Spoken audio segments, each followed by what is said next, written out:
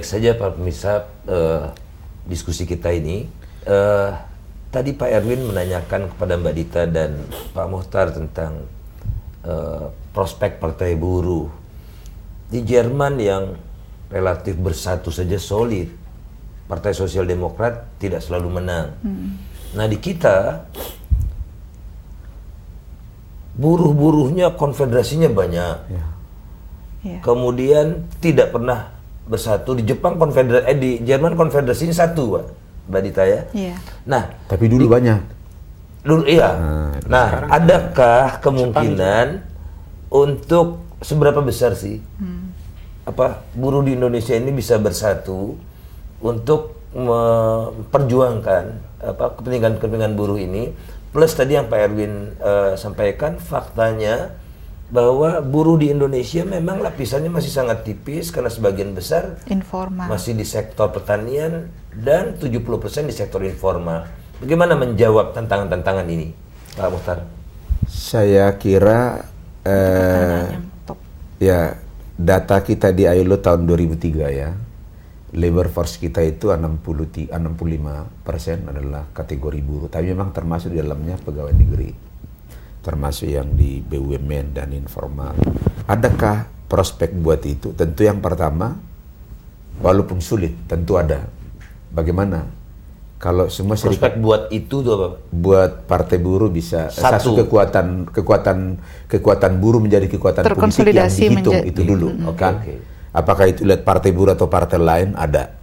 Sekiranya serikat-serikat buruh itu bersatu mereka, itu menjadi dipandang. Kalau sekarang memang jujur aja, serikat buruh itu tidak dipandang. Kalau tahun 98, 99, 2000 masih Sekarang ada berapa konfederasi? Konfederasi katanya sekarang ada 5. 4 masih. Ada 5 katanya kemarin.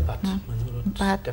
4 ya. Tapi serikat buruhnya ada 106. Federasinya ada 106. Nah, jadi kalau itu bersatu, seperti yang saya rancang dalam RUU tahun Undang-Undang nomor 21, tapi itu dibikin keluar kan, dibikin split seperti sekarang. Mungkinkah? Jawabnya singkat, mungkin.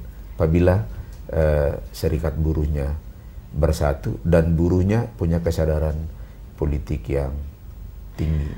Atau secara tidak langsung, Mbak Dita, konfederasi atau federasi serikat buruh ini secara tidak langsung, secara informal sudah berafiliasi dengan berbagai partai yang berbeda-beda.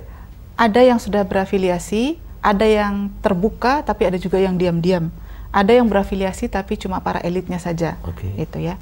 Tapi pertanyaannya Pak Erwin tadi sangat menarik dan membawa kita pada masalah inti yang sebenarnya, bahwa untuk bisa berkembang, gerakan buruh itu tidak hanya membutuhkan faktor politik, tidak hanya membutuhkan adanya organisasi atau pemimpin gerakan buruh yang baik ya, tapi tidak hanya membutuhkan adanya demokrasi, tapi juga situasi ekonomi yang benar. Kalau situasi ekonominya terus seperti sekarang ya, industri nasional kita kolaps ya, industri nasional kita sulit berkembang karena daya saingnya terbatas ya. Ada CAFTA misalnya, China Asian Free Trade, kita nggak disiapkan secara baik, banyak industri yang bangkrut, buruh ter-PHK ya. Saya yakin satu basis ekonomi untuk munculnya kelas buruh ya, buruh sebagai social class, itu memang tidak ada atau sangat kecil. Sehingga yang terjadi adalah karena ada deindustrialisasi, jumlah buruh pun terus berkurang, ya, sehingga memang sulit. Di sektor formal ya, sulit diorganisir. Kalau semakin banyak buruh dipekerjakan dengan sistem kontrak dan outsourcing, mana mungkin bisa kita organize mereka dalam sebuah serikat buruh yang solid. Jadi memang basis industri, basis ekonomi yang benar itu dibutuhkan supaya gerakan buruh itu tidak menciut, tapi minimal dia tetap stabil. Yang kedua, saya pikir juga apakah mungkin di luar faktor ekonomi ya, gerakan satu partai politik atau kekuatan politik yang dimotori buruh bisa tampil dan mendominasi. Menurut saya setuju bahwa mungkin, tapi memang sangat sulit. Terlepas dari soal fragmentasi dan sebagainya, saya pikir bahkan untuk bisa sadar bahwa kita harus berpolitik saja itu masih sulit. Banyak serikat buruh memang tidak mau terlibat dalam politik karena menurut mereka arena politik itu bukan arena buruh. Arena buruh hanya memperjuangkan kenaikan upah, perbaikan tunjangan. Itu bukan arena kita. Arena politik itu urusannya mahasiswa, urusannya intelektual dan sebagainya. Itu masih banyak pikiran-pikiran seperti itu. Jadi menurut saya, kalau hanya sendirian kita mengharapkan buruh bisa membangun kekuatan politiknya tanpa didampingi kelas menengah, tanpa didampingi intelektual, kelompok mahasiswa atau kaum kritis, saya rasa sulit sekali. Jadi harus ada backup dari luar kaum pekerja yang terus-menerus mendorong mereka, ayo maju ke panggung politik. Kalau nggak ada itu, kalau orang-orang seperti kita, media juga ya, tidak care mendorong mereka, mengharapkan inisiatif dari mereka, itu memang susah. Pak Erwin, kalau ini kan Pak Erwin punya peran di sini nih untuk mendorong bersatu, ya kan? Buruh kan tergolong kelompok masyarakat yang terpinggirkan, termarginalisasikan, atau paling tidak tidak bisa secara simetris negosiasi dengan kekuatan modal yang sangat besar, yang sangat multinasional.